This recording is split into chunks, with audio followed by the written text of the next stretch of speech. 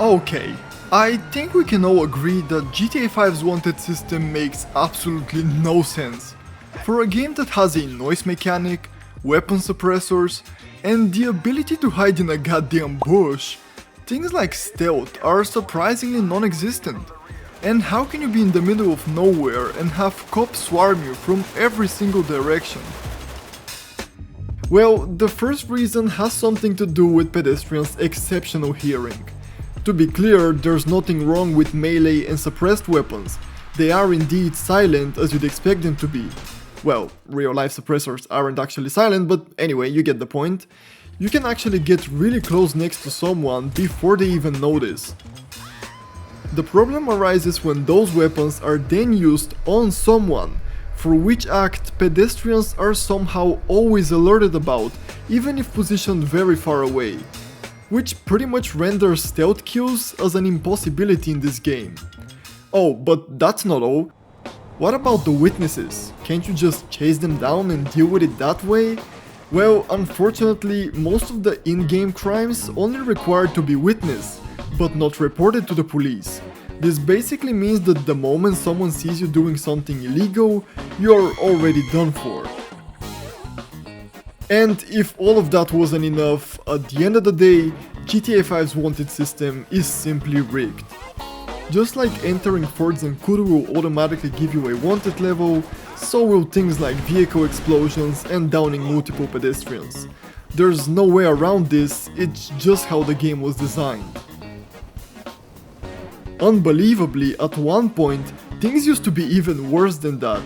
Due to an error in one of the files, animals also had the ability to report crimes.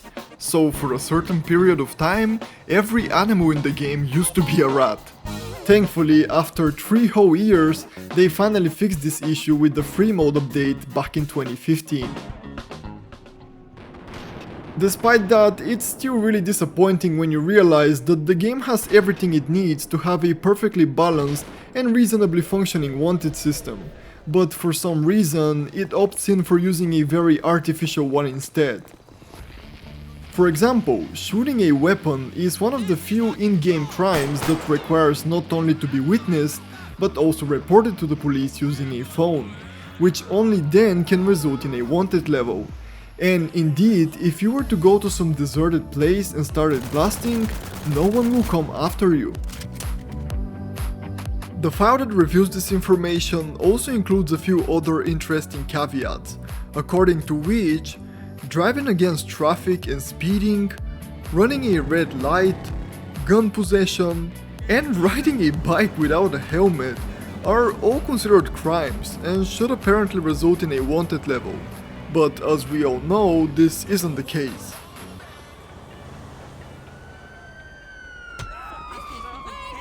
Apart from the wanted system, another flaw that people often complain about is in the weapon combat. If you've ever wondered why pedestrians go down so easily, it actually isn't all about their health. No, as it turns out, the biggest offender of all is this animation right here, the rife animation. Actually, the menu trainer puts it more accurately as rife and die, which is exactly what it does. Every time a pedestrian gets shot and falls to the ground, the said animation has a very high percentage of playing, and when it does, it means certain death for the unlucky pedestrian.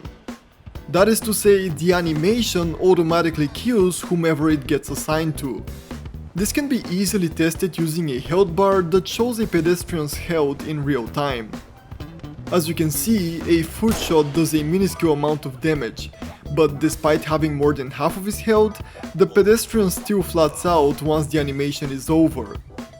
If you're still not convinced, we can take that a step further, this time adding armor to every pedestrian and redoing the test. This time the pedestrian health isn't even touched, and yet again the animation deals its fatal blow. Unfortunately, there's no way to remove this cause and effect from the sequence, but what you can do is get rid of the animation altogether using a mod.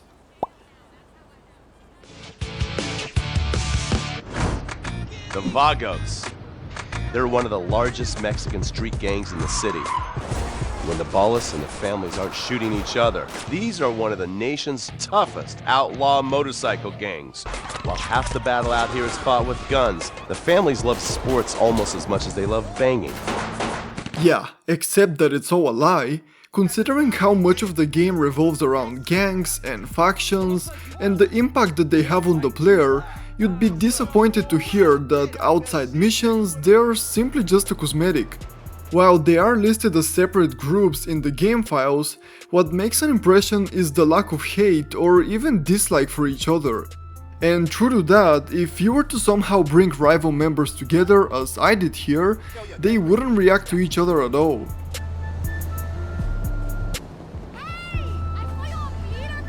That's because the only person that is universally hated in this game is you, the player.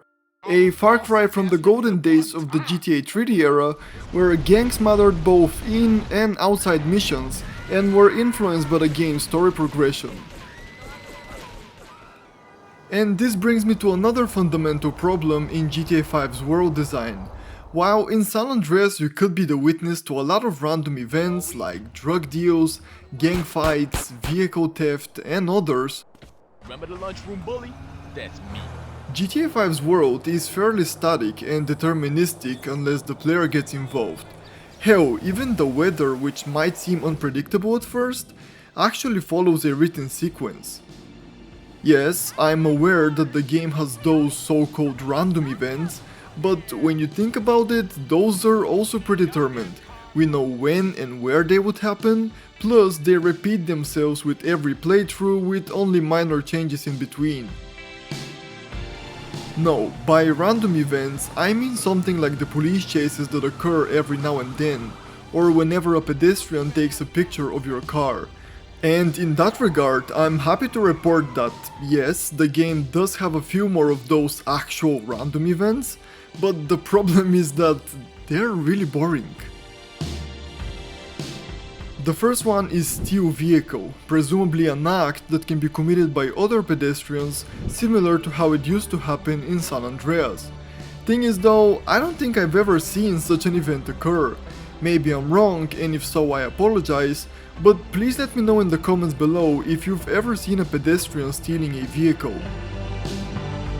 Next up is the very exciting jaywalking, which does actually exist in the game.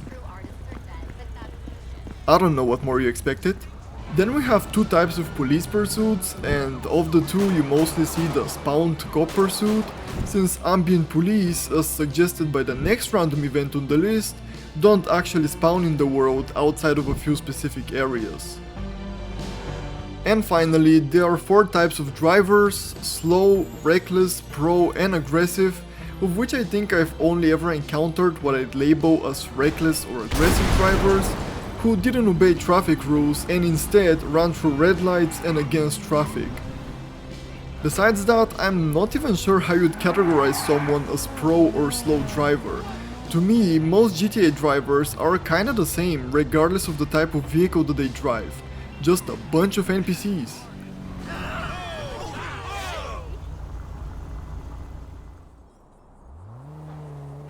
GTA 5 players drive dangerously.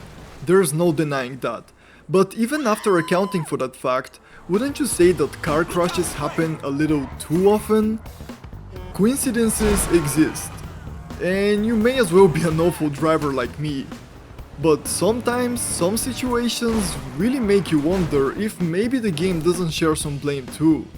Well, as it turns out, pedestrians in the game really do, in fact, intentionally crash into you. This usually happens when you're driving at higher speeds where your time for reaction is minimal, and the end goal is quite simple: get wrecked. Honestly, all you need to do to test this is get in a fast car, start driving at maximum speed and pay attention, because sometimes you might not even notice it happening. Like here for example, it happens really fast, so at first you might not even question it, but let's rewind. I'm speeding through traffic, and as I start approaching the intersection, the Cerulean compact that is stopped in the left lane starts quickly shifting to the far right, What made it change its mind? Well, probably me. And what about here?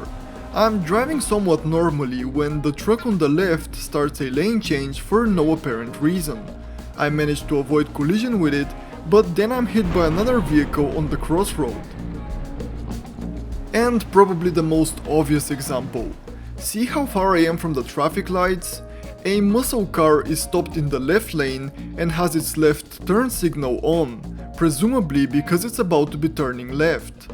However, as soon as I start approaching it, it switches to a right turn signal and begins a lane change. This then results in me making a risky maneuver in order to avoid crashing into it. I could go on and on with similar examples, but I think you get the point. And as to why Rockstar would build such a feature, my best guess is either to make driving more challenging or breaking the traffic rules more punishing.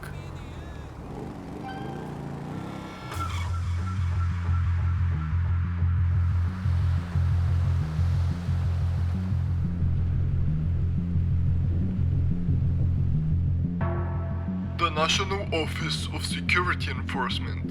Whenever a perp is holed up inside a building, news officers are the first to dispatch on the scene. Being heavily armed and better protected, they are the first law enforcement agency to storm the building in a careful and structured manner. Or, you know, they would do that if this feature wasn't so freaking broken in the final game. Instead, what actually happens whenever the player enters a building while having a wanted level is that news goes like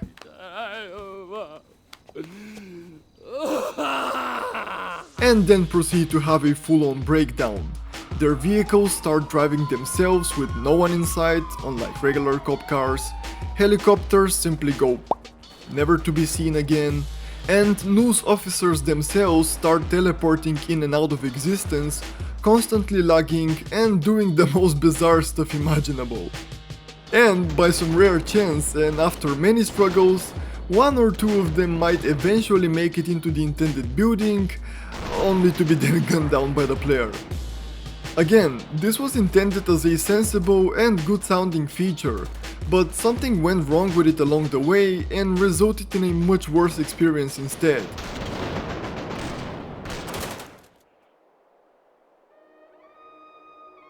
Look, I believe that there are some universal truths out there that almost everyone can agree with, like the sun's existence or that my uploading schedule sucks. And of course that GTA 4's vehicle deformation was just way better than the one in GTA 5. And I'm not even talking about realism here. Vehicles just bend in a more satisfying way in the previous generation. Thing is, GTA 5's vehicle deformation used to be better once upon a time. Or at least wasn't as bad as it is now. I mean, have you noticed that car roofs get damaged but they don't deform? Well, believe it or not, that's a feature, even if it feels like a downgrade. When first-person mode first got introduced on then next-gen platforms, vehicle rooftop deformation was disabled, most likely to avoid situations like this one.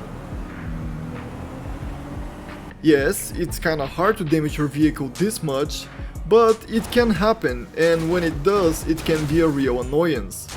So yes, while it is technically a downgrade, it was also a needed feature for a smooth FPS integration.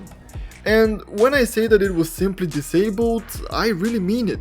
Using E and B, you can reactivate rooftop deformation on the go, which is kind of fascinating to see actually.